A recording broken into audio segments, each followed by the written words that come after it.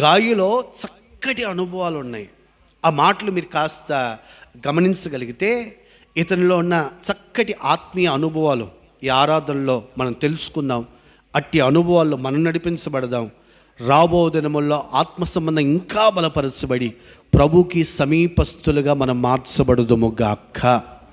ఆయన దగ్గర ఉన్నటువంటి ఆశీర్వాదాన్ని పరిపూర్ణంగా పొందుదుముగాక. లేఖనాల్లో మీరు గమనించండి, మొదటి వాక్యం యోహాను వ్రాసినటువంటి 3వ పత్రిక 1వ అధ్యాయం 1వ వాక్యాన్ని మీరు గమనించండి. పెద్దనైన నేను సత్యమును బట్టి ప్రేమించు ప్రియుడైన గాయునకు శుభమని చెప్పి వ్రాయునది. ఆ మాట గమనించండి. అక్కడ మీరు గమనించవలసిన మాట ఏంటంటే ప్రియుడైన గాయుకు. ఆ మాట మీరు గమనించండి. ఇతడు ఎవరంటే ప్రియుడు. యోహాను గారు ఎవరిని గూర్చి ప్రియుడు అని చెప్పలా. ఇతడు ప్రియమైన వాడు అని ఎవరిని గురించి చెప్పలా. గాయుని గురించి మాత్రమే చెప్తున్నాడు. కారణం ఏంటంటే ఇతనిలో ప్రియమైన స్వభావాన్ని చూశాడు. ఇతనిలో ప్రీతికరమైనటువంటి ఆ అనుభవాన్ని దైవజనమైనటువంటి యోహాను గారు చూశారు కనుక అతని గురించి చెప్తున్నటువంటి మాట, ఇతడు ప్రియమైన వాడు. చేతులూపుతూ గట్టిగా హల్లెలూయా అని చెప్పండి. తలలు పైకి ఎత్తండి. కింద బైబిల్లో ఏం దాచిపెట్టుకున్నారో నాకు తెలియట్లా. తలలు పైకెత్తి చూస్తూ వినండి వాక్యం. మీరు నిద్రపోతున్నారో తలలు దించుకొని, లేకపోతే ఏం చేస్తున్నారో అర్థం కావట్లా. ఒకసారి చేతులు ఊపుతూ గట్టిగా హల్లెలూయా అని చెప్పండి. హల్లెలూయా. చాలా చక్కగా స్పష్టంగా అక్కడ తెలియపరచబడుతున్నట్టు ఆ మాటను మీరు కాస్త గమనించండి. ఇతడు ప్రియమైన వాడు. ఇతనిలో ఉన్న మొట్టమొదటి క్వాలిటీ ఏంటంటే ప్రియమైన వాడు. ఎవరు ప్రియమైన వాడు? చాలా జాగ్రత్తగా లేఖనాల్లో మనం ఆ మాటలు కాస్త గమనించగలిగితే దేవునిని ప్రేమించేటువంటి వారు దేవునికి ప్రియమైన వారు. మీరు లేఖనాల్లో ఆ మాటలు చూస్తే యోహాను సువార్త 14వ అధ్యాయం 23వ వాక్యం.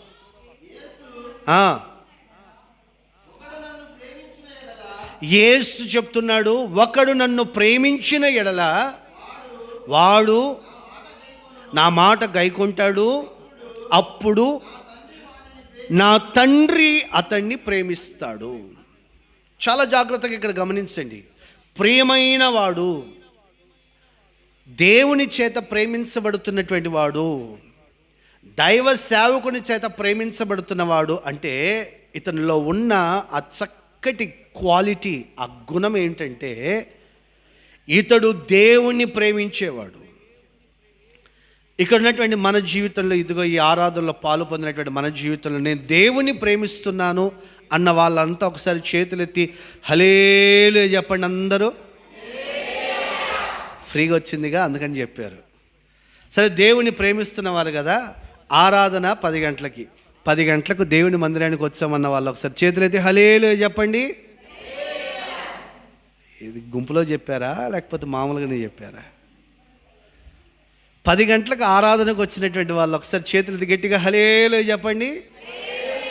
నిజమేనా? ఇప్పుడు రాని వాళ్ళు ఒకసారి చెప్తారా? బాగోదేమో కదా, వద్దులే.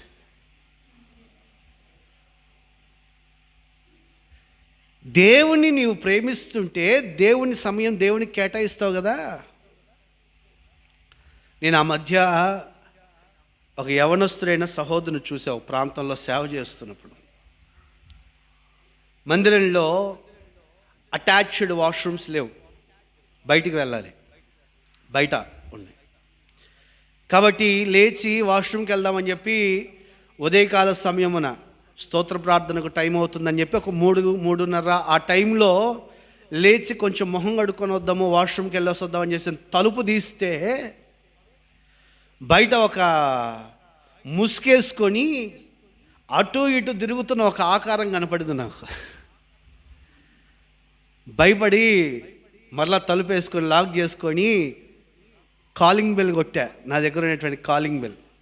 బయట బ్రదర్సు విశ్వాసులు వాళ్ళు ఉంటారు కదా, వాళ్ళకు నా రూమ్లో నుంచి ఒక బెల్ కొట్టా. హడావిడిగా వాళ్ళంతా నా దగ్గరకు వచ్చారు. ఏమైందన్నా, ఏమైంది, ఈ టైంలో బెల్లు కొట్టారు ఏంటి అని చెప్పి.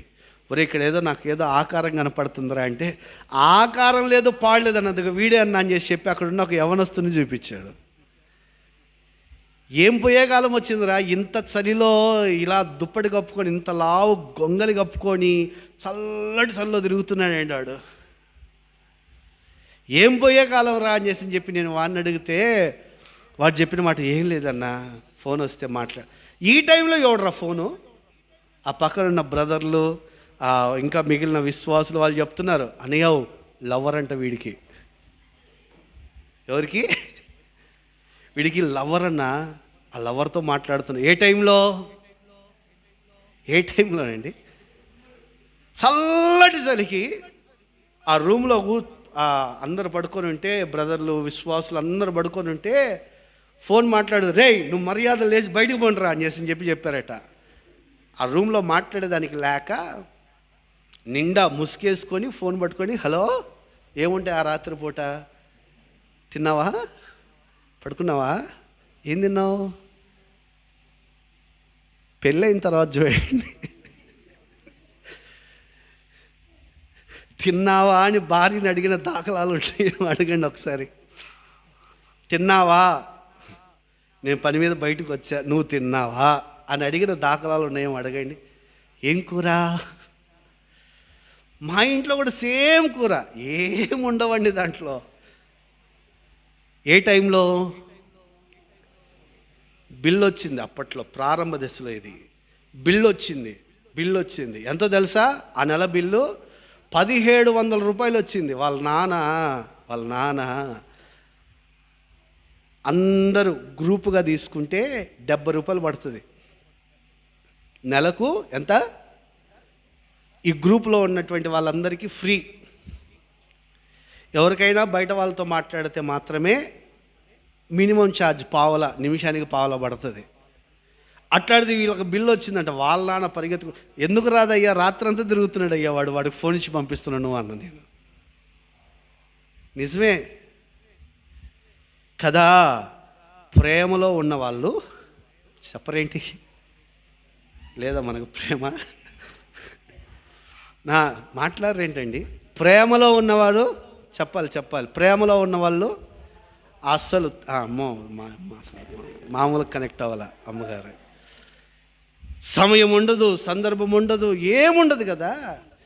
మరి నీవు దేవుణ్ణి ప్రేమిస్తున్నాను నేను అని నువ్వు అనుకుంటే, నిజంగా నేను దేవుణ్ణి ప్రేమిస్తున్నాను నీవు తలంచితే, నీవు దేవుని సన్నిధికి ఎంత ఉత్సాహంగా రావాలి, ఎంత ఉల్లాసంగా దేవుని సన్నిధానానికి రావాలి. 10 గంటలకు ఆరాధన అంటే 10 గంటలకంతా నేను దేవుని మందిరంలో కనబడాలి. నా దేవుడు నాకంటే ముందుంటాడేమో కనుక ఆయన దర్శించడానికి నేను ముందు ప్రాకులాడాలి, నేను ఉండాలి, ఈ ఆదివారం మిస్ అవ్వకూడదు, దేవుని సన్నిధికి దూరం కాకూడదు అని చెప్పి దేవుని ప్రేమించగలిగినటువంటి అనుభవాల్లో మనం నడిపించబడుతున్నామా లేదా ఒక్కసారి మనల్ని మనం ఆలోచన చేసుకోగలగాలి. లోక సంబంధమైనటువంటి ప్రేమతో కొనసాగించబడుతున్నటువంటి మన జీవితాలే ఇంత ప్రత్యక్షపరుస్తుంటే దేవుణ్ణి ప్రేమిస్తున్నామని చెప్తే మనం ఎంతగా ప్రేమించాలి. ఇప్పుడు చెప్పండి ఒకసారి, చేతులు ఎత్తి దేవుణ్ణి ప్రేమిస్తున్నామన్న వాళ్ళంతా ఒకసారి హల్లెలూయా చెప్పండి. ఏం సౌండ్ తగ్గుతుంది? నేను దేవుని ప్రేమిస్తున్నాను, నిజంగా నేను దేవుని ప్రేమిస్తున్నాను అన్న వాళ్ళు ఒకసారి చేతులు ఎత్తి గట్టిగా హల్లెలూయా అని చెప్పండి. నేర్చుకుందాం గాయి దగ్గర నేర్చుకుందాం. ఇతడు దేవునికి ప్రేమైన వానిగా మార్చబడ్డాడు. ఎందుకు అంటే ఇతడు దేవుని ప్రేమిస్తున్నాడు, దేవుని మాటలు నెరవేర్చేదానికి ఇష్టపడుతున్నాడు. నన్ను ప్రేమిస్తే నా మాటలు అతడు వింటాడు, నా మాటల ప్రకారం నడిపించబడతాడు. అక్కడే మీరు గమనించగలిగితే 21వ వాక్యాన్ని కూడా మీరు గమనించగలిగితే,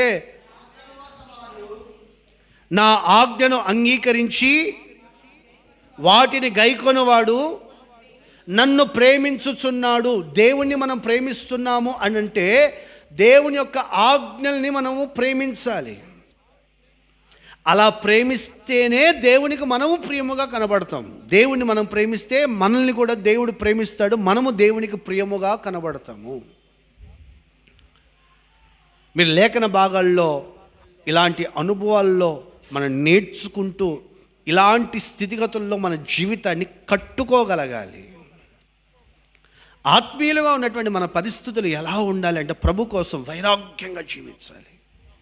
జీవిస్తున్నామంటే జీవిస్తున్నామన్నట్లుగా కాదు, దేవుణ్ణి ప్రేమించగలిగేటువంటి వారిగా, ఆయన ప్రేమకు ప్రతిరూపముగా ఆయన మనల్ని ఒక ప్రియమైన వానిగా ఎంచేటట్లుగా మన జీవితాలు మార్చబడును గాక.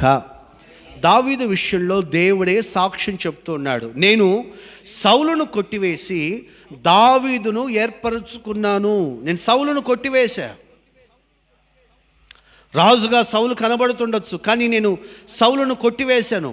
మీరు లేఖనాల్లో మీరు గమనించిన ఆ మాట, 40 సంవత్సరాల సౌలు పరిపాలన 1-2 రోజులు కాదని చేసింది. ఎన్ని సంవత్సరాలు? దేవుని చిత్తానుసారంగా దేవుని ఆలోచన మేరకు 2 సంవత్సరాలు మాత్రమే పరిపాలన చేశాడు. మిగతా 38 సంవత్సరాలు దేవునికి దూరంగా నడిపించబడ్డాడు.